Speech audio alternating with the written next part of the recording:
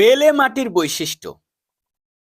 বেলে মাটিতে বালির ভাগ অর্থাৎ বালুর ভাগ বেশি থাকে।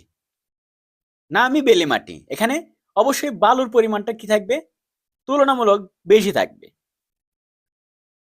বেলে মাটির পানি ধারণ ক্ষমতা কম, যেহেতু বালু বেশি আর বালুর মধ্যে পানি দিলে কি হয়? বালু শক্ত হয়ে যায়, পানি নিচে চলে যায়। পানি ধারণ ক্ষমতা কম বেলে মাটির। বেলে মাটিতে সব ধরনের ফসল